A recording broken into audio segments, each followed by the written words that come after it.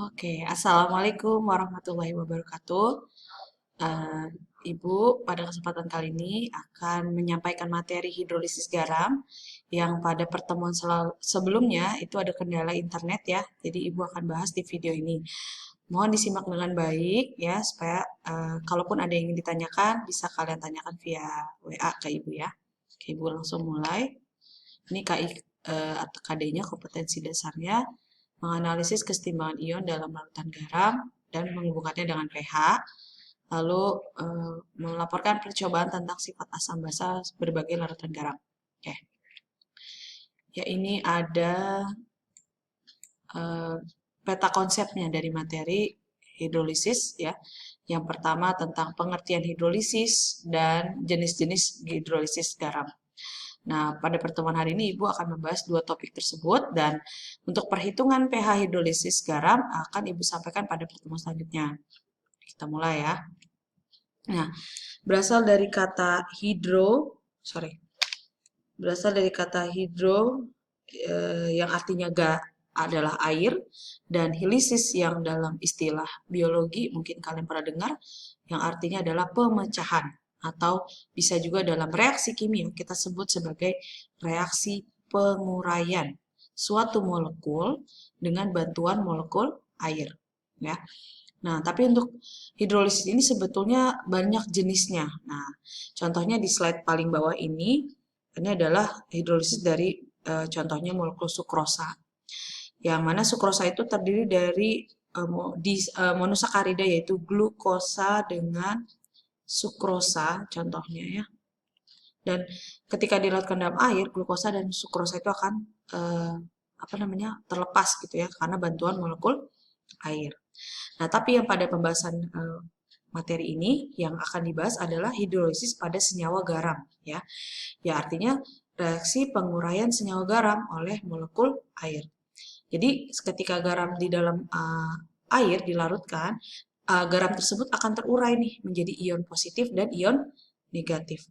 Kemudian ion-ion tersebut ada yang mengalami hidrolisis, yaitu dapat menghasilkan senyawa yang bersifat asam, maka bisa dia menghasilkan ion H+, ataupun ion tersebut bereaksi dengan air menghasilkan ion OH-. Berarti senyawa tersebut bersifat basa gitu. Oke. Nah, sebelum lanjut detail bagaimana jenis-jenis hidrolisis, nah kalian harus tahu nih apa itu pembentukan garam. Jadi definisi garam yang selama ini kalian ketahui adalah NaCl ya, rumus kimianya. Nah, sekarang harus dirubah bahwa NaCl ini memanglah garam, tapi ini kita sebutnya kalau dalam kimia adalah garam dapur. Karena istilah garam yang sebetulnya adalah senyawa yang tersusun dari reaksi antara basa dengan asam. Nah, jadi umum sekali ya. Jadi senyawa garam itu tidak hanya NaCl. Oke, ini rumus umumnya bisa kita lihat sebagai berikut. Senyawa garam tersusun dari kation atau ion positif yang berasal dari ion sisa basa.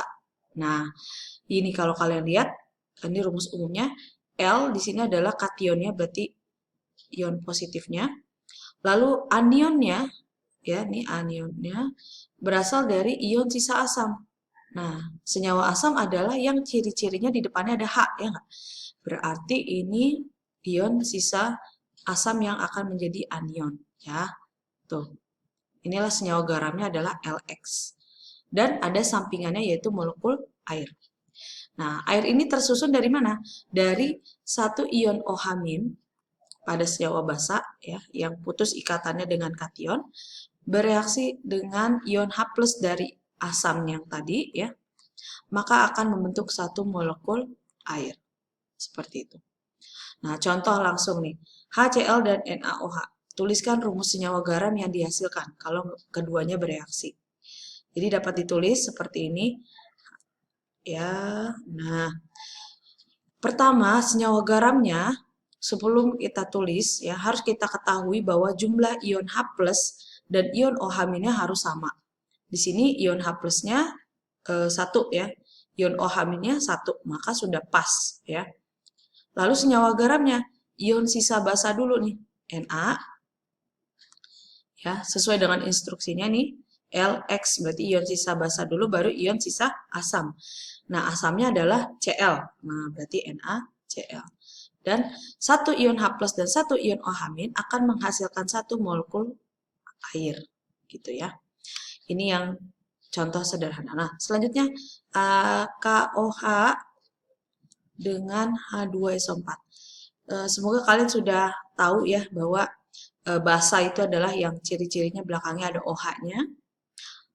H yang ciri-ciri untuk senyawa yang bersifat asam. Di sini jumlah OH-nya 1 ya. Di H2SO4 jumlah H+-nya ada 2. Maka kita harus samakan dulu jumlah OH- dan H+. Jadi di sini kita kasih koefisien 2, maka OH-nya jadi ada 2, H+-nya juga sudah 2. Nah, senyawa garamnya baru. Ion sisa basanya adalah kalium. Nah, karena ada 2 kaliumnya, maka kita tulis K2. Ya, menunjukkan jumlah atom K-nya ada 2.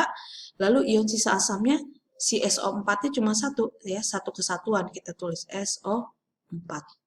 Dah, baru membentuk molekul H2O. Kita beri koefisien 2. Kenapa? Karena ion H+-nya ada 2, ion OH-nya juga ada 2. Maka membentuk 2 molekul H2O. Nah, B yang ini CH3COOH. Jadi nggak masalah kalau reaksi itu ditulis asam dulu atau basa dulu, itu tidak masalah. Nah, maka kita tulis ion basanya, tapi oh iya, samakan jumlah H+. Nah, ion H+ yang dilepaskan pada senyawa asam adalah H yang belakang nih. Pada senyawa CH3COOH agak berbeda dengan asam pada umumnya. Jadi ion H+ yang dilepas yang ini, yang belakang. Nah, OH-nya sudah 2, H+-nya baru 1. Kita kasih koefisien 2. Jadi, H yang di depan itu tidak mudah lepas ya, dia sangat kuat berikatan dengan karbon atau ikatan kovalen yang kuat. Nah, sehingga senyawa basanya adalah ion sisa basanya, lalu ion sisa asamnya. Karena ada lebih dari 1, maka perlu pakai tanda dalam kurung. Karena unsur-unsurnya sekali lagi lebih dari 1. Nah, seperti ini, dan 2 molekul H2O juga. Oke, itu ya. Mudah-mudahan bisa dipahami. Jika ada yang kesulitan, silakan menanyakannya ke Ibu ya. Nah, Ibu lanjut. Nah, sebetulnya nih kalau kita belajar langsung, kalian harus mencoba. Nah, Ibu harap kalian nanti mencoba dulu, atau enggak nanti dibahas di video yang selanjutnya ya. Takut tidak cukup. Ibu harap kalian mencoba dan nanti baru melihat video selanjutnya untuk mengecek apakah betul atau salah. Nah, Ibu lanjut ke jenis-jenis hidrolisis. Nah, tadi si Ibu katakan bahwa garam adalah gabungan antara asam dan basa, ya. Jika dia dilarutkan dalam air, ada 2 kemungkinan. Bisa jadi dia mengalami hidrolisis atau bisa jadi tidak mengalami hidrolisis. Nah, yang tidak mengalami hidrolisis adalah garam yang berasal dari antara reaksi asam kuat dengan basa kuat. Ya. Sedangkan yang mengalami hidrolisis adalah garam yang paling tidak ada salah satu penyusunnya tergolong asam atau basa lemah. Nah, kalau yang hidrolisis sempurna atau hidrolisis total, garam tersebut berasal dari kedua-duanya lemah, asam lemah dan basa lemah. Kalau untuk hidrolisis parsial atau sebagian, ya, itu pun dibagi jadi 2, ada hidrolisis parsial asam, ada hidrolisis parsial basa. Nah, tinggal dilihat penyusunnya ya. Untuk hidrolisis parsial asam, garam penyusunnya berasal dari asamnya yang kuat, basanya yang lemah. Kalau hidrolisis parsial basa berarti basanya yang kuat, asamnya yang lemah. Pokoknya siapa yang kuat di situ akan mempengaruhi suasana garamnya. Suasana asam ataupun basa, maksudnya gitu ya. Nah, karena sebentar, Ibu lupa, ini belum diganti karena penjelasannya butuh tulisan yang ini ya, maka Ibu tulis aja langsung contoh reaksinya. Hidrolisis sempurna tadi terjadi pada senyawa garam yang terdiri dari asam dan basa lemah. Ya, contoh NH4CN. Nah, ketika senyawa garam ini dilarutkan dalam air, dia akan terurai menjadi ion NH4+ dan ion Cn-. Karena dua-duanya lemah ya, berasal dari asam basa lemah, maka kedua ion ini bereaksi dengan air. Maka reaksinya sebagai berikut.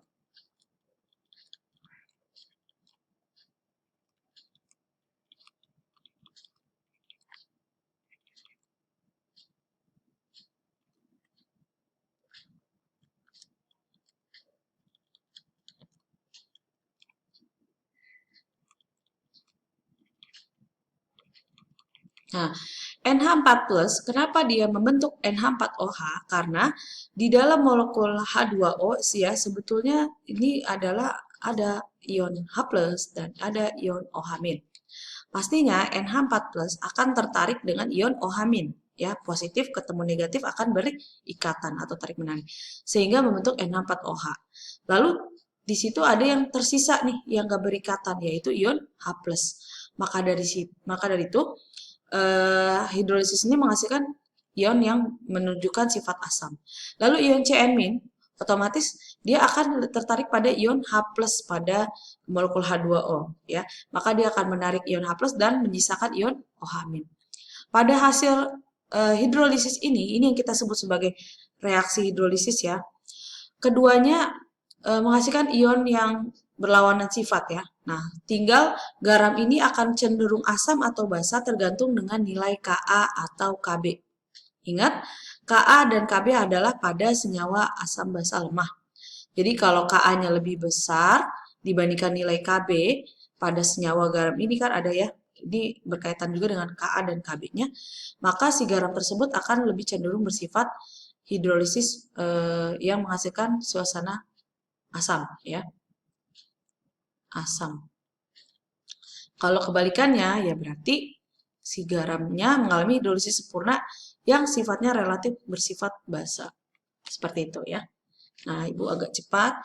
Hidrolisis parsial asam berarti garam penyusunnya adalah hidrolisisnya sebentar. Garam dari asamnya kuat, basanya lemah ya. Kalau parsial basa, garam yang tersusun dari asamnya lemah, basanya kuat ya. Contohnya asam kuat NH4Cl. Nah, dalam air dia terurai menjadi NH4+ dan ion Cl-. Nah, yang bereaksi dengan air hanyalah ion dari asam atau basa lemahnya saja. Sedangkan ion yang berasal dari asam basa kuat itu tidak mengalami reaksi. Jadi sama ya seperti reaksi yang pada slide sebelumnya. Di sini dia menghasilkan ion H+ ya. Menghasilkan ion H+. Maka ini menunjukkan dia hidrolisis parsial asam. Ya. Nah, untuk yang basah berarti contohnya adalah NaCN ya. Terurai menjadi Na+ dan Cn-. Nah, tapi si Cn-nya ini aja yang bereaksi dengan air, sedangkan Na+-nya karena dari basa kuat dia tidak terurai gitu ya, menghasilkan ion OH-. Maka inilah menunjukkan dia sifat basa karena melepas ion OH-, ini melepas ion H+. Oke, satu lagi hidrolisis, tidak mengalami hidrolisis ya. Hidrolisis. Nah, yang tidak mengalami hidrolisis adalah senyawa garam yang berasal dari apa? Asam kuat dengan basa kuat. Contoh ya, gampang NaCl. Di dalam air dia hanya terionisasi saja menjadi ion Na+ dan Cl-. Dan dia tidak mengalami reaksi hidrolisis. Nah, maka pH pada garam yang tidak mengalami hidrolisis adalah pH-nya netral, yaitu kurang lebih adalah 7. Oke, ini untuk video pembahasan tentang hidrolisis awal. Nah, video selanjutnya adalah Ibu akan membahas latihan yang tadi ada di slide. Semoga sebelumnya kalian mencoba terlebih dahulu. Terima kasih sudah menyimak sampai akhir. Semoga Allah mudahkan pembelajaran kita selanjutnya. Assalamualaikum warahmatullahi wabarakatuh.